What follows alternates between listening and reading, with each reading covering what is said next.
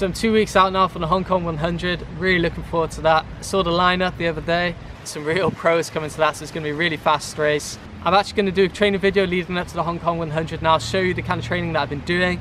It's been a good training week so far. I'm on Saturday today.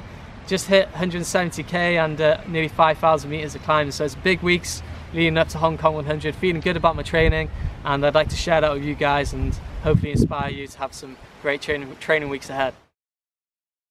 Right, so it's 6 days out from the Hong Kong 100, that's next Saturday, so I'm really excited for that. It's going to be my second 100 kilometer race. My first 100k race was in November, so if you're looking at my Strava you can see that it was quite a busy month for me. So November I had 2 back-to-back ultras, I had the PYT 66 and the week after that the TU 100.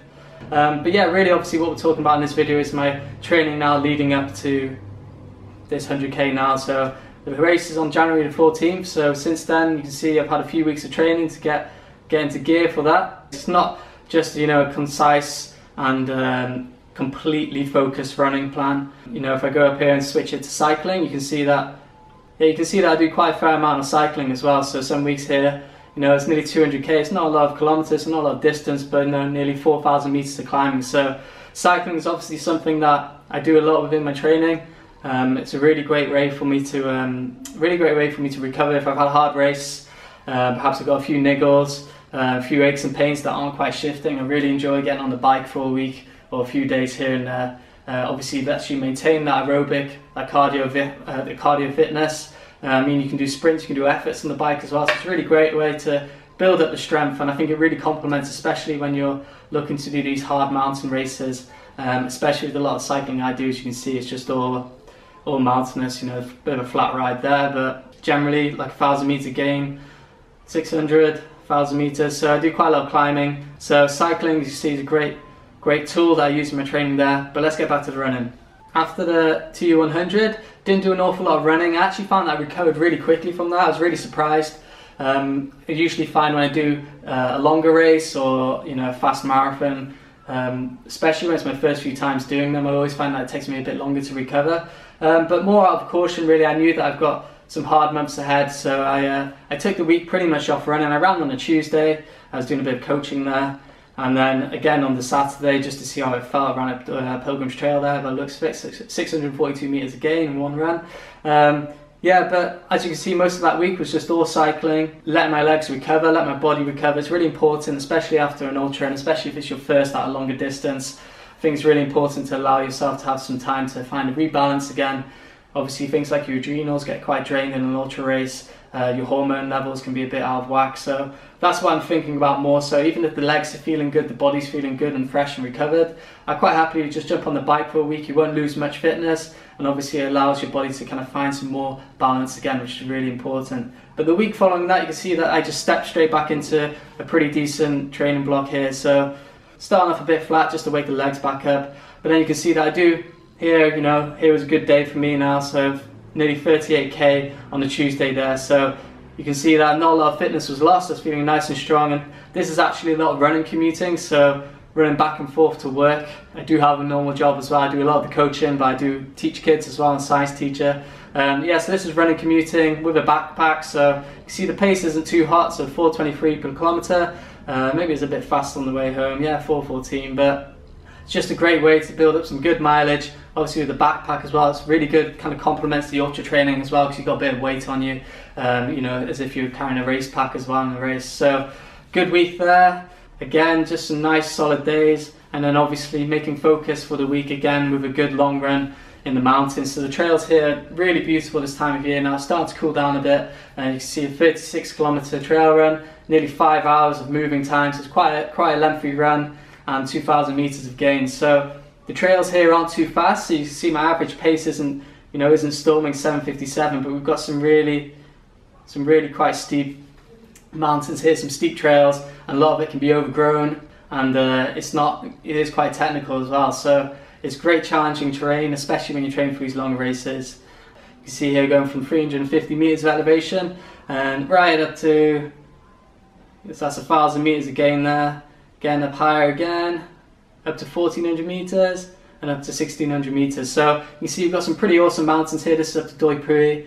But yeah, some great trail loops, lots of climbing, lots of descending, really long descents here. So this is nearly 10k of just dropping down. So let's go back into here now and see what I go up to. So again, as you can see from this Thursday all the way through, I kind of didn't stop running. I didn't have a rest day. I felt really good, felt really fresh into another really strong week. So 151k. You can see wasn't quite so much climbing in this week, so nearly just over 2,500 meters, so pretty good. But again, just a lot of coaching in here, some shakeout running, nothing too crazy. I think I put a few kind of progressive runs in here, so it says run home from work. But I would have picked the pace up towards the end of the run, getting some good pace in there. As you see, the following week I had the marathon. So again, this run now, another great trail run here. It's a 30k, so not as long as the last week and a lot faster, 2 hours, nearly 3 hours of running, but 1,000 meters of climbing. This is on the Last Man Standing trail here in Chiang Mai, so it's a brilliant trail again. As you can see, a really perfect loop from the house. So nice and fast and flat, and then up to the mountain. So training for Hong Kong 100 right now. It's quite a fast race, as I've been told, over the first kind of 50k of the race, so quite flat, and then you hit the hills. So I've been trying to simulate this a little bit in training. So as you can see on this run now, really flat, pan flat along the motorway, and then up to the mountain, and then just real steep climbing. So it's great if you're training for an ultra. You should really look at the profile of the race and really think about where your strengths lie with that and what you can do within training to almost simulate the race in a sense. So looking at the race, I can see it's pretty flat first half. Obviously you've got some hills, but nothing too crazy, and then it kicks up in the second half of the race. So this is something I've been working on a bit in training. So great run there. Over the weekend there, we've got some nice time on the legs, nearly 6 hours on some technical trail, hot heat, and humidity as well to play with. So it's always great training here in Chiang Mai because you're always challenged by that heat side of things. We have some pretty high mountains, 1,600 meters. It's a lot higher than something in the UK, but you're not really feeling the altitude up there. But the heat out here certainly plays that kind of training benefit for you there. That's something that definitely play into my training plan as well. If I'm doing run commutes, running back from work sometimes at midday, then running in the midday heat can definitely bring on some great benefits there, and certainly add an extra challenge to the run. So, got the second week of December. As you can see, things dropped right off. So elevation was pretty much nothing, 300 meters over the week, that doesn't even count really. And you can see, kind of cut the volume down quite dramatically here. So leading up to the week, I only ran really 60k in the week, which is quite a short week really, nothing really going on there. Because on the Sunday, I'd signed up for the Chiang Mai Marathon. Having that kind of marathon effort, having some good kind of high effort pace in there, I thought it'd be really good leading up to the Hong Kong 100, and get some great pace over a longer race as well. So it was great fun. So 2 hours 33 was my race time, average 3:39 per kilometer. So it wasn't a PR. My PR is 2:31, so that's 2015 Chiang Mai Marathon. But I was running with my buddy Lee again, the guy who won last year as well. We'd set off, we kind of discussed that we were perhaps going to be going for 3:30k pace, and yeah, we kind of stuck to that really. We had a bit of a slow first few Ks to get going really, so you can see 3:38, 3:37, 33. So it's a brilliant course, nice and flat, but running on Canal Road you have quite a banking, so it actually caused me a bit of problems. After the race I kind of realised I'd pulled my calf, and that kind of led into having quite a poor running week the week later. So that was a bit of an issue, but the race itself felt great. As you can see, some pretty nice times here, 3:28Ks. Definitely pushing the limit for what the fitness I'm at right now. As you can see from my training, I've been doing a lot of mountain stuff, so the legs are nice and strong at the moment, definitely dialed into the ultra stuff. So it's a bit of a shock, haven't done much speed or much tempo work recently, so it's definitely a shock to jump into the marathon and start whipping out 3:30Ks. I started feeling the pace quite a bit, which was great. It was kind of the effect I was looking for. I knew that was going to happen. I knew that I wasn't going to be able to sustain the 3:30Ks for the whole race and go on to have a really fast time. But I thought it was great to add into the training. It was just a shame that you can see then, guys, my running really dropped off the following week. So Christmas week now, it wasn't really happening. Managed to get a bit of a run in on the Friday after a coaching session, but my leg was still feeling a bit iffy. Basically pulled the calf pretty badly, and it was really tight for the rest of the week. I was kind of hobbling around for a few days. It was quite swollen after the marathon.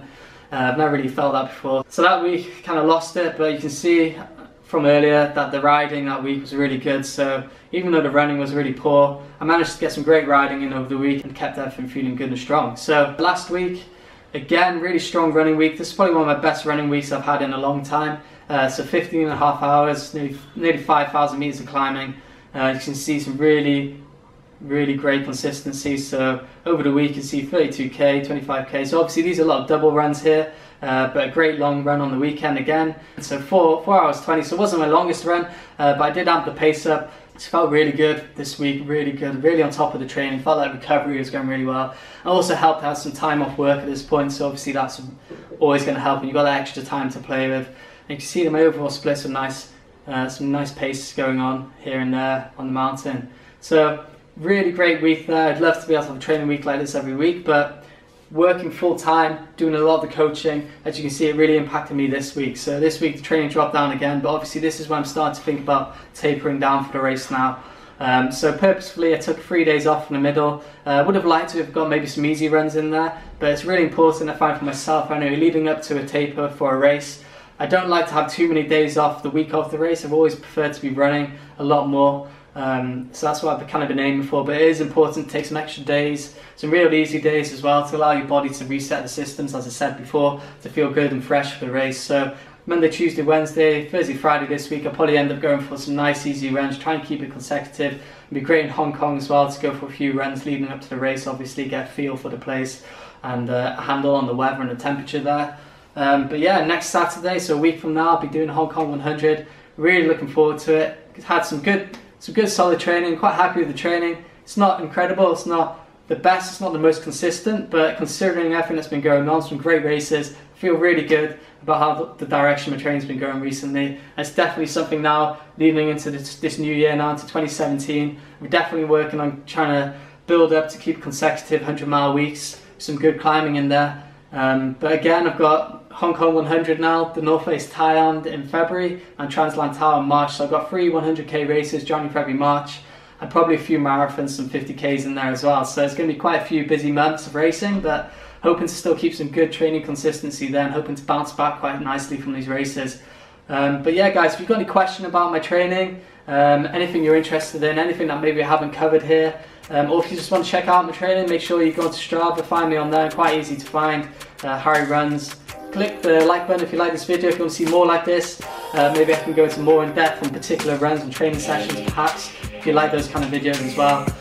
Yeah, make sure you check me out on Instagram. Drop me an email, harryrunsuk@gmail.com if you're interested in coaching or any specific advice. And yeah, as always guys, leave a comment. Thanks for watching and happy running.